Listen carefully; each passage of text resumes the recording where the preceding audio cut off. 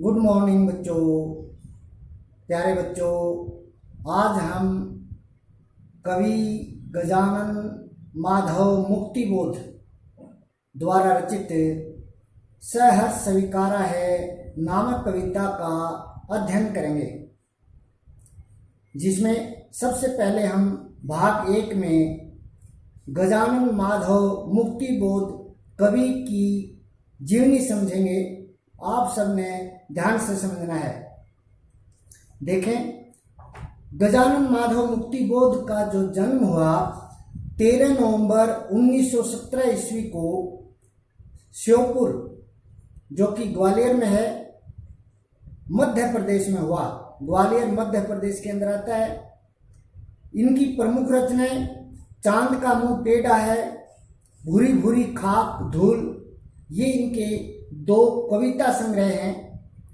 काठ का सपना, विपात्र, सतह से उठता आदमी, कथा साहित्य, कामायनी, एक पुनर्विचार, नई कविता का आत्मसंघर्ष, नए साहित्य का सौंदर्य शास्त्र, अब आखिर रचना क्यों नाम से है, समीक्षा की समस्याएं, एक साहित्यिक की डायरी, आलोचना है इनकी, भारत इतिहास और संस्कृति, यानी भारत की का क्या इतिहास है और भारत की क्या संस्कृति है।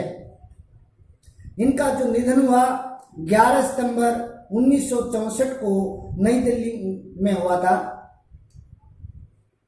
हमारी हार का बदला चुकाने आएगा, संकल्प धर्मा चेतना का रक्त प्लावित स्वर, रक्त से भरा हुआ, प्लावित क्या होता है? भरा हुआ, और रक्त प्लावित, रक्त से, खून से भरा हुआ स्वर। हमारे ही हृदय का गुप्त स्वर्ण अक्षर प्रकट होकर विकट हो जाएगा। विकट होता है भयंकर।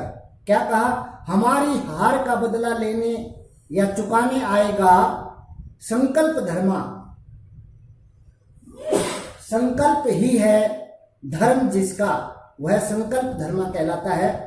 चेतना का रक्त प्लावित स्वर, रक्त से भरा हुआ स्वर, आवाज कह सकते हैं आप। हमारे ही हृदय का गुप्त स्वर्ण अक्षर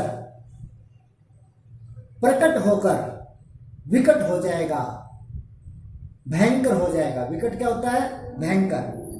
हार का बदला चुकाने वाले संकल्प धर्मा कवि मुक्तिबोध का पूरा जीवन संघर्ष में बीता।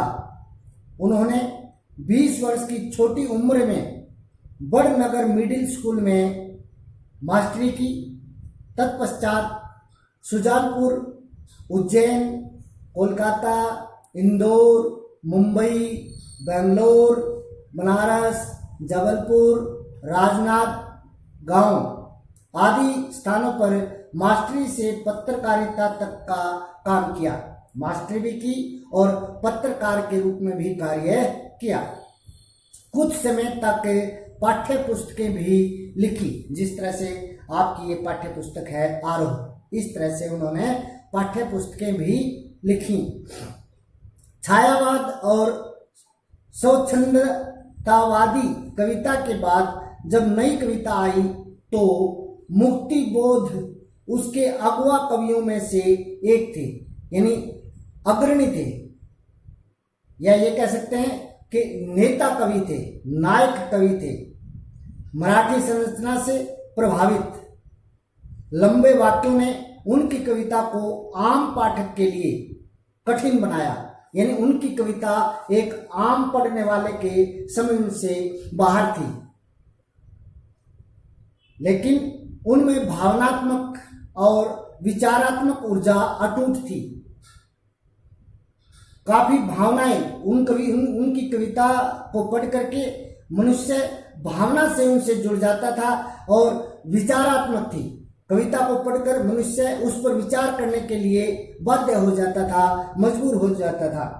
जैसे कोई नैसर्गिक क्या होता है? स्वाभाविक अंतःस्रोत, अंतरात्मा का कोई झरना हो जो कभी चूकता ही नहीं, बल्कि लगातार अधिकाधिक अधिक से अधिक वेग और तीव्रता के साथ उमड़ता चला जाता है। यह ऊर्जा अनेकानेक कल्पना चित्रों और फैंटेसियों का आकार ग्रहण कर लेती है। फैंटेसी क्या होती है? एक तरह से कोरी कल्पना, दिवा स्वप्न कहें जिसे, दिन में ही सपने देखना, यानी कोरी को कल्पना का रूप ग्रहण कर लेते हैं, धारण कर लेते हैं। मुक्ति बोध की रचनात्मक ऊर्जा का एक बहुत बड़ा अंश आलोचनात्मक लेखन और साहित्य संबंधी चिंतन में सक्रिय रहा, यानी काम करता रहा लगातार। वे एक समर्थ पत्रकार भी थे। इसके अलावा राजनीतिक विषयों, अंतर्राष्ट्रीय परिदृश्य यानी इंटरनेशनल जो भी वातावरण है, एटमॉस्फेयर है, उसके बारे में तथा देश की आर्थिक समस्याओं पर लगातार लिखा। 3 विषयों पर इन्होंने लेखनी चलाई लगातार। वैसे तो और विषयों पर भी चलाई, लेकिन मुख्य रूप से राजनीतिक विषयों पर और अंतर्राष्ट्रीय परिदृश्य, इंटरनेशनल एटमॉस्फेयर पर तथा देश की आर्थिक समस्याओं पर। कवि शमशेर बहादुर सिंह के शब्दों में उनकी कविता अद्भुत संकेतों से भरी, यानी विचित्र संकेतों से भरी हुई, जिज्ञासाओं से अस्थिर, जिज्ञासा होते कुछ जानने की इच्छा। जिज्ञासा किसे बोलते हैं? जब हमारे मन में कुछ जानने की इच्छा होती है, यानी प्रश्न खड़े होते हैं। उनकी अस्थिरता, चंचलता कभी दूर से शोर मचाती, कभी कानों में चुपचाप राज की बातें कहती चलती हैं। इनकी कविताएं क्या हैं? अद्भुत संकेतों से भरी हुई हैं, जिज्ञासाओं से अस्थिर हैं, मतलब चंचल हैं, कभी दूर से शोर मचाती हैं, यानी किसी चीज के बारे में बताती हैं तो शोर मचा करके बताती हैं, और कभी कानों में चुपचाप गुप्त बातें, रहस्य की बातें कहती चलती हैं। हमारी बातें हमको सुनाती हैं।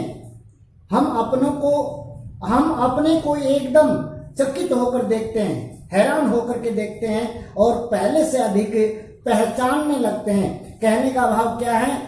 ये गजानन माधव मुक्ति बोध की जो कविताएं हैं, ये हमें अपने आप को अधिक पहचानने का मौका देती हैं, अधिक जानने का मौका देती हैं।